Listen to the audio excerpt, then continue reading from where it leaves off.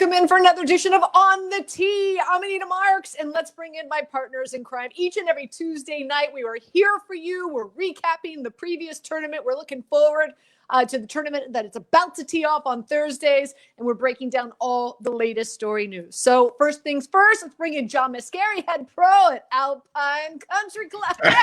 Hey, what's happening? Wow, you timed that nicely. What's up, man? How are you?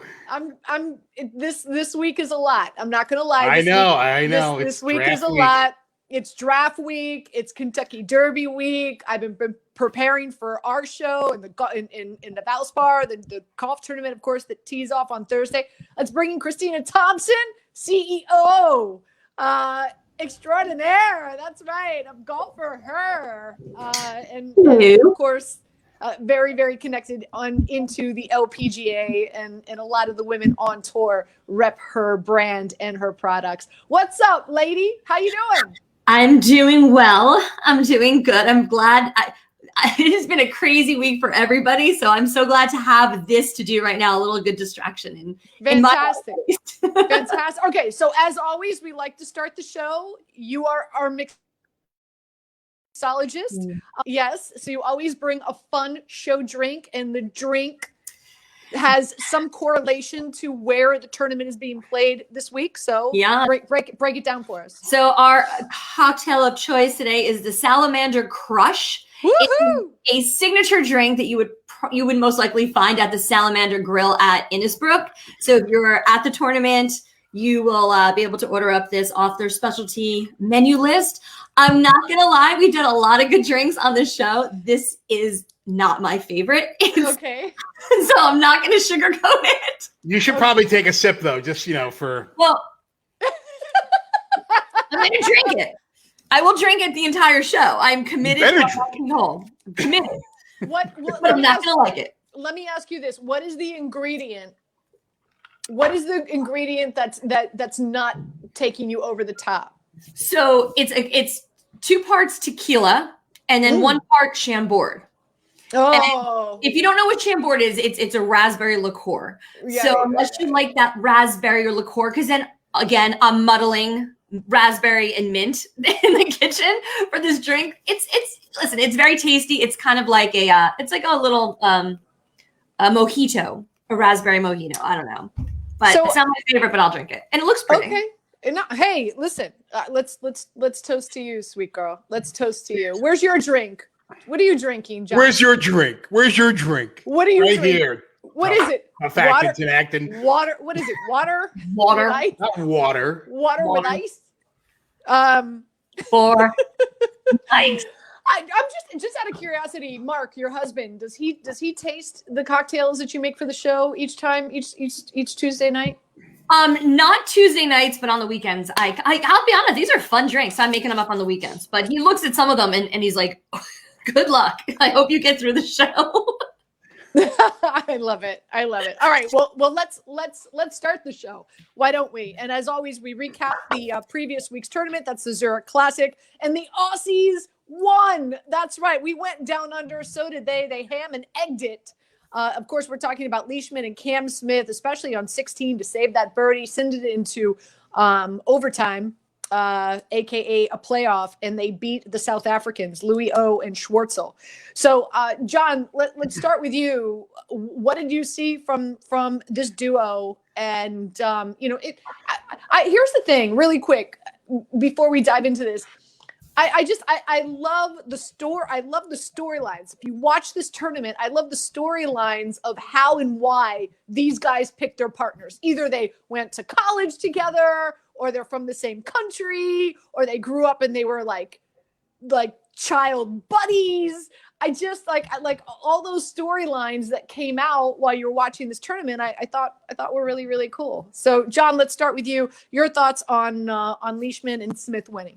Yeah, you want to talk about limping in? I mean, they were up 1 on 15, and then that quickly flipped around when they made bogey and the South Africans, Oosthuizen and Schwartzel, make birdie on 15. I kind of felt like it was like match play. It was kind of interesting, and you've got 4 people playing that are President's Cup teammates. Between Smith and Leishman and Oosthuizen and Schwartzel. Listen, Smith got a bad bounce on 16, and you said before they kind of saved birdie. They chipped in for birdie. Yes, it wasn't like a save. Chip in, and then like the horrible high five thing they did was kind of funny. They should have done like a chest pump. I mean, yeah, right. Maybe, I don't know. Maybe they don't do that down under. They're not big chest bumpers, but they played smart in the playoff. Both teams made bogey on 17. It was kind of a limp-in, I guess. I hate to say it that way, but listen, the Aussie team played smart. They made par. This was a golf course that set up well for them. It was very Australian-like on the golf course, firm, fast. It was like a short course. I'm sorry. It's the Chambord. It's the Chambord talking. It's hitting you. It's kicking in, isn't it, John? It's kicking in. But, everybody loves a good playoff, and it was fun to watch. It was a good playoffs.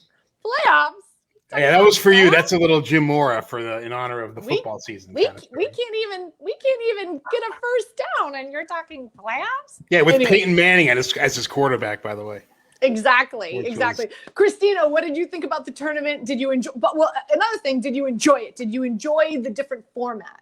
I do. I think it's kind of fun. I do enjoy watching the team play. I think you see different characteristics, like the characters of the players and how they pair with their teammates. And best ball is always interesting on how that plays itself out. Again, I was rooting for Louis Oosthuizen and Schwartzel. I thought it would have been great for that duo to win, get a first win in the U.S. For Louis. So I was disappointed. I was disappointed in Finau and Champ. I that was kind of a bummer. I was hoping that they would deliver a little bit more action for us, for those of us who are rooting for them. I was impressed with all the alligators and how common. Did you guys see the players? I think it was Champ or Clark. He splashed one out of the water with a gator 2 feet away from him or something crazy. I was like, oh my God, this is a Happy Gilmore moment. Chubbs is going to come up and take someone's foot or hand off. But it was just, it was a cool tournament. I mean, I had fun. It was a fun tournament to watch. Like I said, just bummed about Finau, bummed about Louis, happy for Leishman and Smith. So that was cool. Being from Miami, growing up in Miami, Florida, we as children are taught what to do if we are attacked by a gator. There's a protocol for that. Yeah, you gotta is it zigzag? Is that right? You gotta kind of run zigzag. Well, so a few. Number one, if you are on a golf course and you're being chased by an alligator, yes, you were to run zigzag because gators, their feet are on the side, so it's really, really hard for them to maneuver. That's a very Just wait, show us one more time. How does that look? Do you see my person? Okay. So first and foremost, that's how they run. It looks like George Jefferson. But moving on up, no. But we are seriously. So as children, we are taught. So and this might blow some people away, but if you are bitten and you are taken into the water by an alligator. And I know it sounds really difficult to do, but there are cases of people escape alligator attacks by doing this. So when a gator attacks you, it bites you, it doesn't eat you right away. What it does is it takes you down underneath the water and it shoves you, it sticks you underneath a rock or a big log, and it leaves you down there to marinate. It leaves you down there to soften up. And then it comes back and eats you. So we're told as children that if we're bitten and we're taken into the water by an alligator, don't fight it, play dead, let it stuff you underneath. No way. Hand to God. Has anyone ever done that? Has anyone ever been dead and got out of the alligator? I want to meet that person. Yes, there are stories. Yeah. Google it. GTS. Google that shit. I am. GTS. That's what, and you're supposed to play dead, and then it buries you, and the alligator swims away, and then you can swim. But here's the thing. How are you holding your breath that long? That's my thing. How are you holding your breath that long? You're panicking. You're getting twisted around by a gator. But if you're not fighting, you don't get twisted around. Okay. Look at John. John's like, of course you don't. Of course you don't. Of course. Let me just go completely limp as I'm being dragged under the swamp, stuffed under a fucking rock. I just couldn't believe how close these guys were getting at the tournament, playing next to these Gators, feeling like it was like a nothing. So maybe they got the 4-1-1 as well, and they were told, they were instructed exactly what to do. Yeah. The Gator took them under. All right, with that, I'm serious. Google it. By the way, let's pull up the FedEx Cup standings. Each and every week, we like to bring you up to speed. DeChambeau still at the top. Justin Thomas 2. Look at Cam Smith making his way to 3 after the big win this week. Schauffele at 4. Sink at 5 because, of course, he won the week before. Cantlay at 6. Hovland at 7. Spieth at 8. Decky at 9, of course, coming off that big Masters win. And Justin Thomas, JT, rounds out the crew at 10. Also, what I'd like to do is, if we can, Brett, do you have the odds? You may or may not have the odds for the PGA Championship, the next major that is coming up. Oh, look at that. Okay, so guys, Dustin Johnson is still favored to win the PGA Championship. Justin Thomas at 212-1. John Rahm, DeChambeau, Spieth, Brooks Koepka, 16-1. Yeah, okay, good luck with that. Schauffele, 16-1. And even Rory is up there at 16-1. I guess my question to you guys is, don't get me wrong, Dustin Johnson is, as we know, one of the best golfers in the world, if not the best, but something's off, right? I feel something's off this year. John, let's start with you. Are you surprised that he's favored more so than Justin Thomas or John Rahm? Because I am. I actually am not. I think he's looking forward to this event. I think it's close to his home. It's a major. It's a golf course that sets up well for him. He doesn't get the credit he deserves for being a good wind player, and we're certainly going to see the wind pick up at Kiawah. And he's my favorite going in. I never go chalk, but I'm going chalk for the PGA with Dustin Johnson. You rarely go chalk. I know. That's interesting. Christina? Probably the Chambord talking again. And maybe it is. See what happens when you start drinking anyway. DJ, I don't know what to say about DJ. DJ, he's been playing some boring golf in my opinion these last few tournaments. I mean, I'm not gonna lie. I mean, it's obvious. It's been boring, but again, he's a major guy, right? So, I mean, he should deliver some good scoring for the championship. But I'm still surprised that he's up there. He just hasn't done anything this year that has been exciting. So yeah, I would again. Listen. I mean, we're splitting hairs here, right? It's 10-1. Justin Thomas and John Rahm are 12-1. I would have either Justin Thomas or John Rahm favored. But again, we're splitting hairs. We're not talking by a lot. All right. Yeah. I'm sorry. Were you going to say something? No, I was saying again. Just John Rahm is always there. I just want to see him get a major onto his resume. I mean, I'm just pulling for him to just keep playing good golf, get out there and deliver a major win for himself. He deserves it. Let me ask you this. I mean, because obviously, John, you're not surprised that Dustin Johnson is favored. This is your guy right now for the PGA Championship. But how shocked are you that Rory is even in the top 10? Dude's lost his swing. And I don't know. Is he going to find it anytime soon? How is he 16-1? I think people are just putting flyers on him at this point, and that's driving his price up. Yeah, he's too good not to be totally kicked to the curb. He's not he's not Ricky yet. He's not in the Ricky category of is this guy seriously still thinking about playing golf? I agree with you on that. He's so good. You're almost dude, if he can just kind of put a round together, get a little confidence, find a swing thought, get Bryson out of his head for a little while, and get back to what Rory does.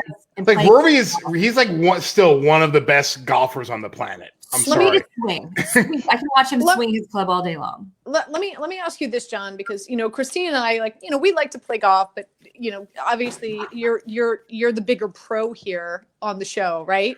Well, thank you very much for that compliment. I mean, every now and then I'll throw you one. So what's happened? What's gone wrong? Have you ever been in a situation where you're just what the fuck? Yeah. And how does he find it again? Is it more of a mental thing? He's working with a new coach? How does he correct this? And are you confident he will? I am confident because I think it's about confidence. It's not like he forgot how to swing the club. It's not like he forgot how to play a draw, how to play a fade. It's sometimes golfers, especially when they're going through some little swing changes here and there, they tend to get a little technical. They tend to overanalyze themselves. And I think for someone like Rory, he just has to go out and be an athlete. Just go out and do it. Play your game. Don't think about your swing. Don't think about what position you should be in. Tee the ball up, hit it, go get it, and hit it again. And I think he'll find that this year. It may not be coming up for the PGA. It might take a little time. He just has to almost just kind of wash it all out, hit the reset button, get some positive and some positivity in his life and in his game, feel good about how he's playing, and then just go from there. It's kind of like my mom, Mama Mimi. My mom says to me sometimes, sweetheart, sometimes you just got to get out of your own fucking way. Yeah, and right now, yeah. So eloquent, Mama Mimi. Hey, that's wise words. That's Mama Mimi. She's a sailor. It's all good. All right, let's take a look at the Valspar. That's the tournament that tees off, no pun intended, this Thursday. It's at the Copperhead course in Florida. So the Florida Swing back in action. Some people feel this is one of the most difficult courses on tour. They've got this little 3-hole stent called, quote unquote, the snake pit. Hopefully you don't get bit. Paul Casey, 2-year defending champion. Guys, you know me. I couldn't sleep last night. I was up at like 2:30, 3 o'clock in the morning, and I'm not one to sit there and count sheep or watch, pointless shows on Netflix. So I went online. I started preparing. I started doing some research in regards to I like to research the metrics each and every week for the tournament. So metrics that are important here: strokes gained tee to green. Justin Thomas at the top of that. DJ is there as well. Corey Connors, Bradley Henley, Neiman, Hatton, Casey Webb. Another metric important: strokes gained off the tee. Sergio's up there as well. Neiman, Corey, Emilio Grillo, Kokrak, Hatton, Glover. And then last but not least, another metric really important heading into this tournament is strokes gained on approach. JT at the top of that again. Some other names that are reoccurring with the metrics that I researched: Henley, Hatton, Bradley, Connors, Casey, and again, Emilio Grillo. Approach over the last 24 rounds, Justin Thomas is at the top of that. So is Charlie Hoffman, who's been playing extremely well. Corey Connors, Abe Answer, and Tom Hodge, just to name a few. So with that being said, John, let's start with you. Who are some of the guys that you like heading into this tournament that you look to win, finish in the top 5, top 10, top 20, let alone who are you playing in DFS? Yeah, and I think it goes without saying also, Anita, that this, even though people say this is a short golf course, it's still a very hard golf course at 7,300 yards. Certainly rewards shorter but more accurate drivers. The snake pit, which is 16, 17, and 18, is a kind of a risk-reward type of setup. There's a short par 4, 16th, a par 3, and then an uphill 18th hole. I love Corey Connors in this tournament. He's 9th on tour with strokes gained on the average. Tough not to like Paul Casey. I've kind of been with him all year, and he's coming in as the 2-time defending champ. Of his 3 wins, 2 of them are here. I like Kevin Kisner. I like Kevin Na. I'm playing him this week as well. Scotty Scheffler, who I've been on all year as well. I like him to win the event, actually. I like Scotty to pick up the W here. Kevin Streelman, someone I'm also looking at. And kind of if I'm taking a bargain basement hunter, Chez Reavie for me. I think his metrics line up well. He has been playing great of late, but I'm taking a flyer, and I had only a little bit of money left in my DFS account to finish out my team, so I'm going with Chez. So Casey, Kisner, Na, Reavie, Scheffler, and Streelman for me. All right, guys that I like. I've got Kokrak to win this, and you could get that at 33-1. Those are some long odds, but I really, he's been on point as of late. He finished in the top 10 in all 3 Florida Swing tournaments this season, and he's had a lot of success on this track, finishing 2nd here in 2019 and 8th in 2018. So I'm rolling with Kokrak. That's who my winner is. I also like JT to finish in the top 5. I'm with you with Paul Casey as well. I have him in the top 5, and you can get him in the top 10 at plus 275. I also like M. Keep in mind, Sanjay M had a really good Florida swing. I mean, he finished top 10 in all the Florida swing tournaments. And so that's another thing. I'm looking at guys that performed well when they were down here in Florida playing in a number of those tournaments. I also like Patrick Reed to finish in the top 20. And guys to finish in the top 30, Justin Rose. I do like Glover. Now, you said you like Streelman. I like a matchup. You can get Glover over Streelman for minus 120. You want to put a little bottle of wine on that? I get Glover, you get Streelman for the tournament, whoever finishes best. Okay, you're on. What is that look? The Chambord again. I'm sorry. Okay, all right. So, Actually, the drink is growing on me. I'm not gonna lie. It's growing on you. So note taken. I have Lucas Glover. You have Kevin Streelman. Whoever finishes best at the end of Sunday. Thank you very much. Gets a bottle of wine. Answer. I like him as well. His iron play has been on point. And his putting as well. I mentioned Emilio Grillo. He's one of the best iron players. This is a second shot course, so I like him to finish in the top 40. You could get that at minus 134. Also, Hoffman. His game has been on point as well. I also have a matched play in the tournament. Hoffman over Bubba Watson at minus 125. And how about this, Christina? I'm ending with this, and we're going to come to you. Guess who I have finishing in the top 40, as well as winning in the tournament match play against Sam Burns? Gary Woodland. He's back. Helping you. That's right. Oh, stop it. At minus 125. Listen, dude was dealing with a hip issue, and also COVID. From what I understand, what I'm reading, COVID-19 hit him really hard. Yeah. And so he's finally turned that corner. He's playing really well, and this is a course that really fits his game. So I know you're a big Woodland fan, and I have him to finish in the top 40 and also doing better than Sam Burns. Who do you like? Who do you have? I think I really like Corey Connors to win this. I think he's been top 10 in the 4 of his last 6 starts. He's been extremely accurate off the tee. And if you remember, he held a 54-hole lead back in 2018 as a rookie. I mean, he got into the tournament, he missing his Monday qualifier, and he got in as an alternate, and he lit it up. So I think he's gonna do good things there, coming back there. So I like Corey Connors to win it. I have JT top 5. You know, he hasn't teed it up at Innsbruck since 2017. So what? Seriously? What do you care about my the faces? I know. What's up with the faces? I'm sorry. Turn my screen off. Look away. I'm hideous. You've been denied. So, JT, we'll see what happens. I mean, Paul Casey, I do not think you're back. I'm not feeling Casey's three-peat. I don't think he's going to get the three-peat. I think it's a rare, steep one. But my sleeper is Grillo. I really like Grillo. I think I like that pick a lot. He's shared runner-up honors at Harbortown. He's finished T6 when he played in Punta Cana a few weeks ago. He's got 5 top 25s in his last 7 starts. I mean, this guy is he's lethal out there. He's first in proximity to the hole, second in greens in regulation. I mean, he's got all of the makings to really deliver a win this year. So I like Grillo. I think he's what's his first name? Emiliano. Very good. Both of you're learning well. Very good. I'm impressed. Thanks, Peach. Are you playing Monkey Knife Fight?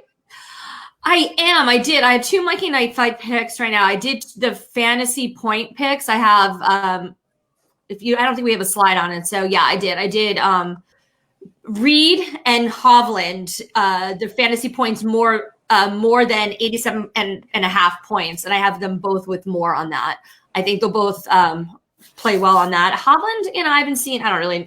Honestly, I don't really have an opinion on Hovland. He's a good player. He's going to score well. I think that's a good pick with Patrick Reed. Obviously, he's finished runner-up a few times in this event, so I think he'll deliver well in Innisbrook. And then the second one is JT and DJ. I think they're both going to finish with more than 92.5 points in the fantasy points. So fingers crossed. I've been doing good at these Mike and Knight fight picks. I know you could win some really good money. I know you could win some really good money on Monkey Knight. Yeah, easy stuff, guys. Play it. All right, guys. As always, we like to end the show or get towards the end of the show with some of the top storylines. And I know we touched on this last week, but this story is really gaining a lot of ground, and I still think it's very relevant to dive into. And this is the Player Impact Program. Okay, and again, the tour has created a $40 million bonus pool for players who boost publicity and engagement. So pretty much what this is whatever player is going to become the best influencer for the tour is going to win $8 million, $8 million out of the 40, right? And I know that there's a few golfers out there. Freddie Couples went to social media to kind of like rip it. I have his quote here. Yeah, go ahead, read it. He wrote. So Freddie Couples wrote on Twitter, he said, "Let me get this straight. There's 40 million in play for the guys on the PGA Tour based on social media likes and follows and tweets, ? The only tweets I've ever heard that make you money are birdie tweets, tweet. Good luck with that." I mean, this is somewhat of a joke, right? Yeah. I mean, and John, I know, you and I talked about it on my radio show. Every Sunday morning, you could hear us, me, Christina, and John on 98.7 ESPN, 8 a.m.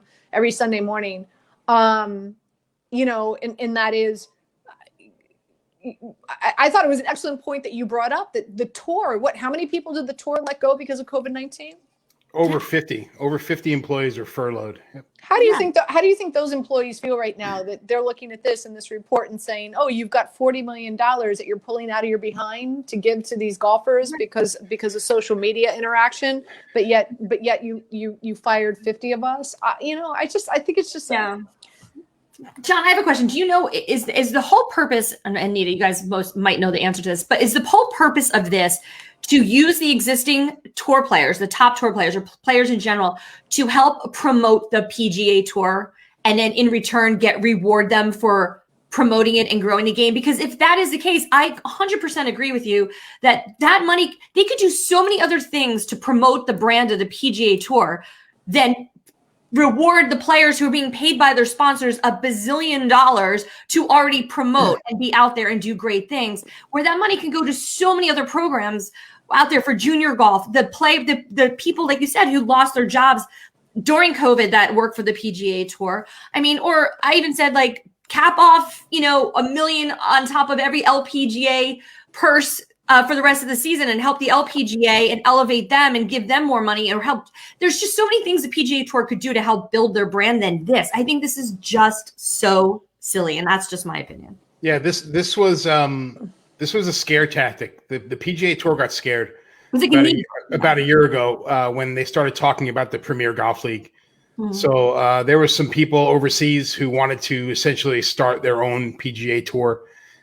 Super high-end purses, $240 million in prizes over, I believe, 17 or 18 events. So the PGA Tour felt that they're going to lose a lot of their players for some of their tournaments that coincide with these events, and they had to do something about it to entice their players to be behind the PGA Tour. So this was floated out. Now, listen, this wasn't officially announced. This was kind of leaked through Golf Week. But I think they're getting a lot of bad press for it right now. Yeah. And I think it's going to go away. I think a lot of people understand that this is silly. You're making the rich people richer. You're rewarding based on popularity, not play. And frankly, to your point, Christina, there's so many better ways to spend $40 million. Right off the top of the bat, I think you need to support the tournaments that are smaller on the PGA Tour. Mm-hmm. Some of the events that don't get a lot of the top players too, because of their either after or before a major. or they're at certain points of the season where people are taking off. If you increase their purses, they might want to come by. And I think you also have to give some money to the Corn Ferry Tour. I think that's a really great place to start as well. I mean, these guys are out there busting it every week, trying to get into the big leagues. Why not support your minor league program? Now, listen, the PGA Tour and the PGA of America do a lot for charity. They do.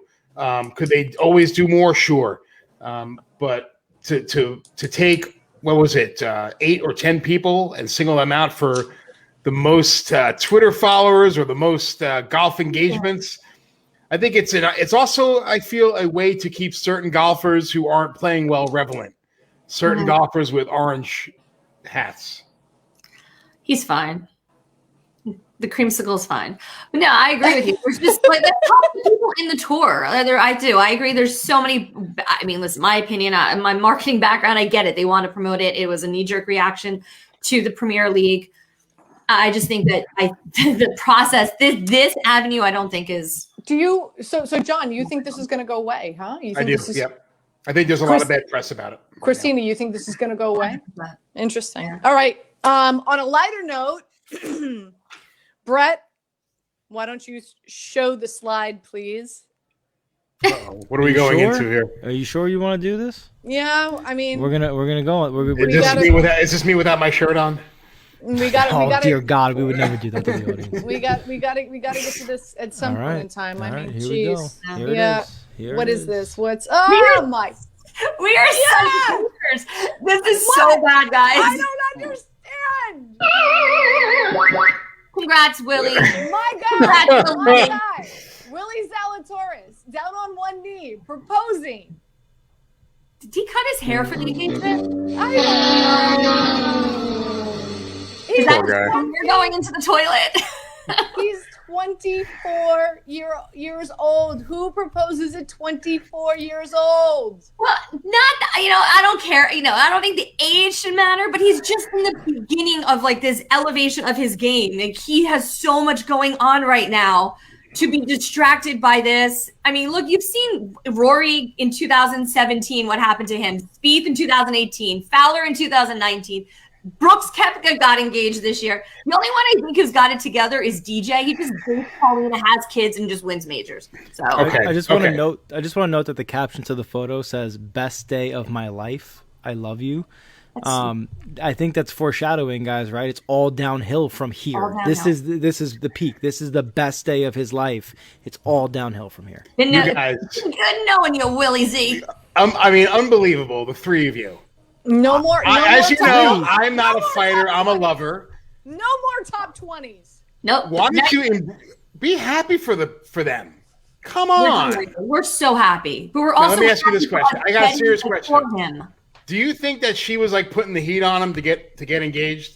Definitely. She saw those. No. She saw the purses coming in and was like, "All right, let me lock this up now." That's such a dude thing to say. I don't think so. Dude thing to say, but you guys are telling him that he gets married and his career is down the toilet. Right. God forbid we say that, but it's totally okay to say she's going to tank his career. Because we have a huge sample size of what's happened. Christina just listed them. I just listed them. All the guys that got engaged or got married. Their games went in the freaking toilet. Oh, Fowler got married in 2019. He hasn't won. Like the kid, he has not won. Spieth in 2018, he got married. He's been dry since 2017. Except for Valero. Wait. We have a great comment here from an audience member. Oh shit. Chris Robinson, who also asked a question that we're gonna pull up later, but Chris Robinson asks, "Congrats, Willie. You found your crocodile. She'll drag you under a rock and let you marinate." Yes. Oh, that's fantastic. Chris Robinson. That's fantastic. That is unbelievable. Chris, we appreciate that, man. That was awesome. If you guys don't know the reference for that, make sure you go to Pro Golf Network on YouTube and watch the beginning of the show where Anita went all Steve Irwin on us and broke down the perfect strategy for evading a crocodile on a golf course. Check out the crocodile. Drag the girl underneath. How you survive a crocodile or alligator attack. That's what you do. I hope he wins a major, then you can all just eat crow for the poor I hope he does too, for that. Listen, in all seriousness, I love the young man. I hear nothing but outstanding things about him. He has been my human ATM all golf season. I'm still going to put money down on him. I just pray to God this doesn't like derail his success this season. That's all. Okay.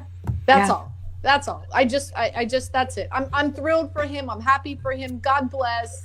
You know, super nice guy. Nothing like finding your soulmate. I still at 24. But regardless, I wish them. I wish them nothing but the best. Nothing but the best. Christina, how about an LPGA update? Oh, that's such an easy transition right into that. So, quick update. Last week, we had another Saturday finish on the LPGA at Wilshire Country Club in LA. Brooke Henderson scrambled to come from behind to win the Huge Al Air Prima LA Open. She won 16 under, 268 for her 10th LPGA tour title. She's 23 years old. So there's no doubt there is going to be more wins in her career. I mean, with this 10th win, she now has more titles than any Canadian PGA or LPGA player. Now she's in double digits. I mean, could she make it to 20? I think she can. So, but a little shout out to Angela Stanford. She had a top 5 finish for her 100th career top 10, and she's 43 years old. So just goes to show that, you've got players in their 40s who are still playing incredible golf, and Angela is just such a great player to watch and great for the sport. So just kudos, Angela. I look forward to seeing her play more. This week, the LPGA is actually in Singapore. So they hopped out to Asia for a 2-week swing, starting in Singapore at the Sentosa Golf Club for the HSBC Women's World Championship. The players that I'm watching this week to win are Jin Young Ko. She's back in Singapore for the 3rd time, looking to build upon her last 2 visits there. She finished T6 back in 2018 and then T3 2019. So I think she's a good pick if you're laying some money down on the LPGA Tour. I like Inbee Park. She's got her husband and her coach on her bag. So anytime you can give a benefit to Inbee Park, she's going to deliver. So I think she's looking good. And then we got top American Danielle Kang also in the field. She's been playing really great golf. So any of those 3, I think, are a lock. But a big, I just want to talk about Hall of Famers. We have 2 Hall of Famers, Meg Mallon and Rosie Jones, who are new inductees into the LPGA Hall of Fame. Round of applause to them. Rosie Jones, 13-time winner on the LPGA Tour. She played on 7 winning Solheim Cup teams. And then Meg Mallon, she won 18 times on the LPGA Tour, including 4 major champs. So really excited that the 2 of them are being inducted. Well worth it. So congrats. Really quick note. Last week we had Adam Long on our show. And he's playing this week in the Valspar, right? Isn't he? Right? Okay. And not that any of us picked him to win it, unfortunately. Shame on us. But stop it, John. But I definitely want to keep an eye on him and hopefully he makes the cut. And who knows, maybe I'll throw some coin on him to finish in the top 40. Yeah. By the way, he tweeted out about us being on the show. He sent one of my members. He sent him a text. He was with him on the range and had a great time on our show. I'm sending him one of those floral shirts I had on. Oh, that's nice. Yeah. Look at you. Maybe word will get around the tour that you're like, come on the tee, and John Mascari will send you a floral shirt. Great. Hey, my Whatever work. I have a shirt. I want to end on this. So whenever I prep for the show, I visit a lot of different websites, and one in particular website that I do frequent is the Caddy Network. Okay. And if you recall, if you go back when Decky won the Masters, his caddy was wearing a t-shirt underneath his white jumpsuit, and it got a lot of attention. And so it's the Caddy Network logo. So I just want to show you the shirt. It's really cool. Awesome. Isn't that cool? Very cool. So so I bought this for one of my favorite caddies. Hopefully he's not watching the show right now, because then it's not a surprise anymore. But I want to just FYI, I think it's a really nice gift. And you could purchase them on the Caddy Network. And so if out there, if you play golf and you've got a caddy who's like your guy, every time you go to the club, he's your guy and he caddies for you often. I just think it's a nice gift. So I just wanted to share that with you. Also, I came across a funny little article on the Caddy Network. The funniest nicknames you've given a golf buddy. Okay. Okay. So I just have a few. Just grin and bear it, John. Just grin and bear it. Okay. All right. I did it. So I'm just reading these from the tweets that were sent in, right? I did have a player years ago named San Diego because he was always in the 70s. Ooh. Okay. We're starting slow. Shankopotamus. No. I have a friend we call Thicky Fowler. Okay. No, Okay. not a good one. Okay. This is a funny one. We call this guy T-Rex because he never would reach in his pocket to pay up. Little arm. T-Rexes have little arms. Remember, That's good. remember earlier I was doing my little alligator. So now we got little T-Rex arms. Okay. And last but not least, shot clock. The pre-shot routine was brutal. So we gave him a buzzer whenever his That's pre-shot, good. right? So they nicknamed Ding, ding, him ding. What do we have?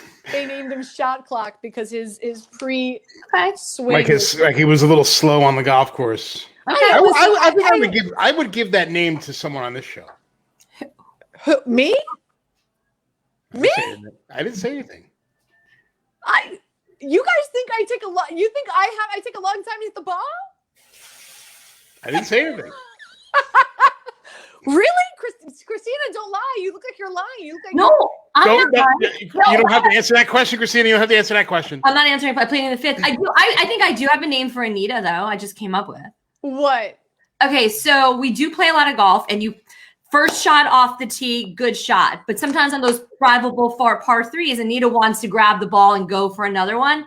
So I would call you Anita, another ball, please. Anita, another ball. Is that? Anita, another ball, please. Very funny. I used to call my husband before he used to never hit a driver. So before he hit a driver, I would just call him 3 off the tee Thompson because he was starting to learn. John, do you have anybody ever give you a nickname? No, not really. I mean, like Christina, I kind of think you're like even Steven. You're never too high, you're never too low, you're kind of mellow. You know, you don't get too upset unlike some people. It's my cocktails. Some people get down. All right, guys, let's bring Brett in. Brett, you said that we have some questions. We have some questions on our message board. We do. And John, I'm a little disappointed. I challenged you to come up with a nickname for Anita, and it was Christine. Well, I kind of had one. I said my original one was Florida because she's always in the 90s. But wow. But I was going to say my other one was Anchor. Tonight. The other one was the Anchor. The Anchor? Why the Anchor? Just, throwing out the anchor and just the whole group goes, slow it down. Oh, my Lord. My Lord. How was that, Brett? Was that too? I mean, that was too really, like, Christina's was cute. Like, right, like I feel the hate. What made the screen over here? What made Christina's like cute versus like a legit nickname was the please at the end. Like, Anita Ball, please. Anita Ball, please. That's what she says. But Anita's dropping the anchor again. John coming with straight fire.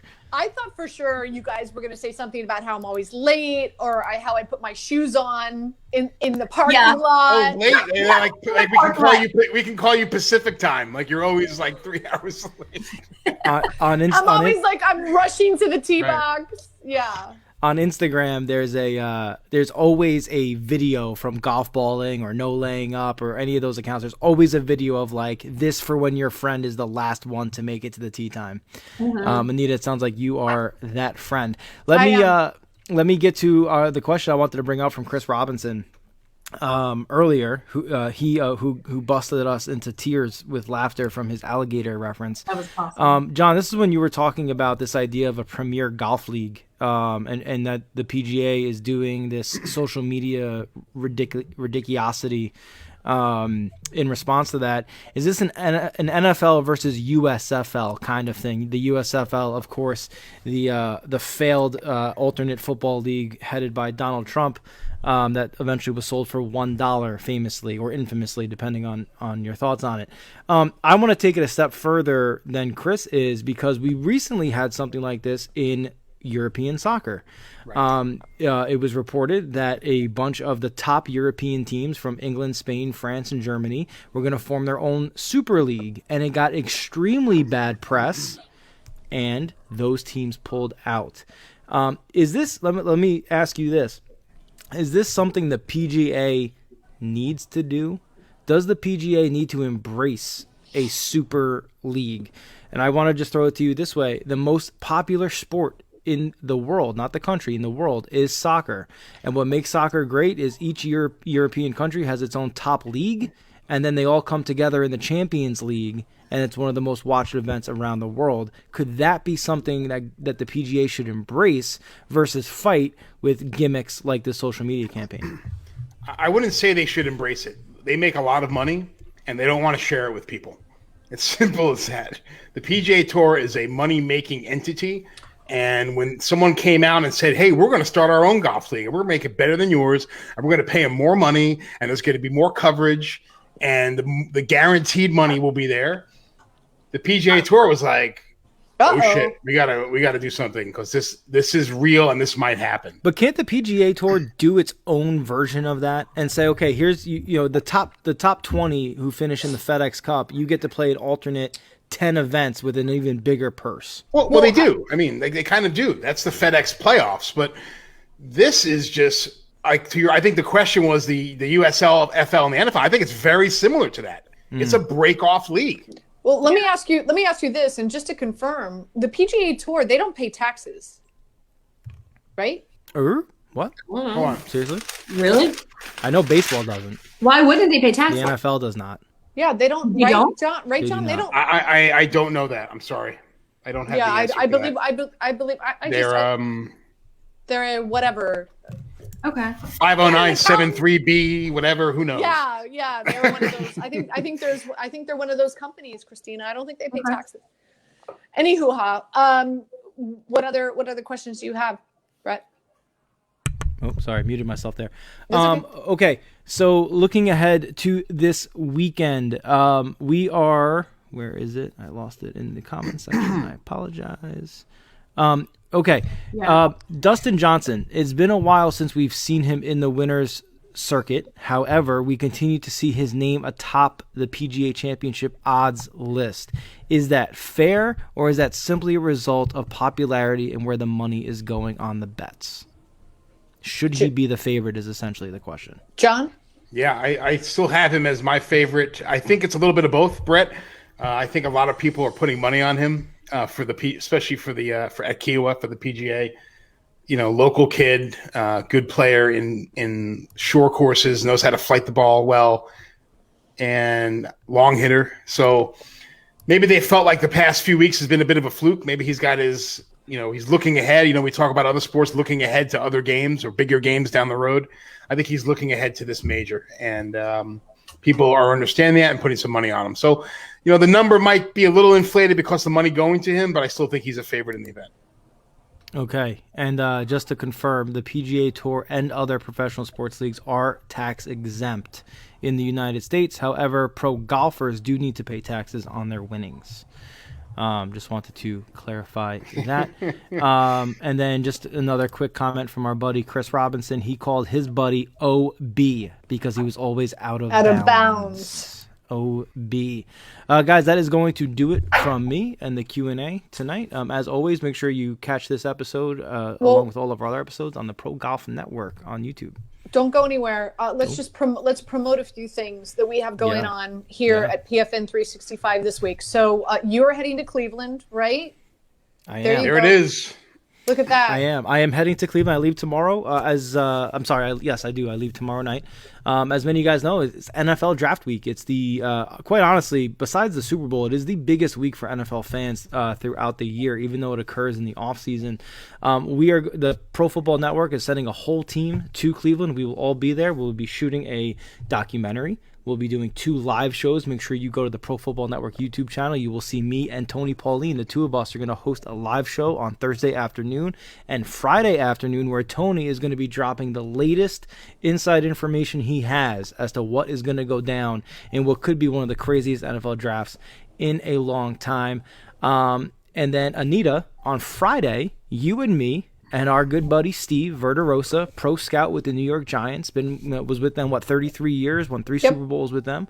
The 3 of us are going to do your show, breaking down the board on the Pro Football Network YouTube channel, where we are going to get to be able to recap what happened during the first round and preview what's going to happen just an hour after our show is over in the second round of the NFL draft. And that's going to be Friday at 5:30. Just FYI. That is correct. 5:30 p.m. Eastern. And as always, we do this show here on this digital platform every Tuesday night at 7 o'clock. And then Christina, John, and I are on ESPN Radio New York. You can listen to that if you're in the New York, New Jersey area, but also on the ESPN app every Sunday morning at 8 a.m. And we'll have the latest for you heading into the final round of the golf tournament this weekend. And I think that's it, right, guys? Brett, thank you so much. Safe travels. Enjoy. And I will see you Friday, my friend.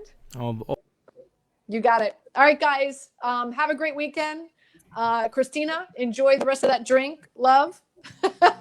So again, just so I have Coke Rack to win the tournament. Christina, you have Connor. You have Connors. John, Scotty Scheffler. You have Scotty Scheffler, and you and I have a bottle of wine where I've got Glover over Streelman. Right. Everybody, have a great week. Enjoy the Derby. Enjoy the tournament. Enjoy the NFL draft. We'll see you next Tuesday.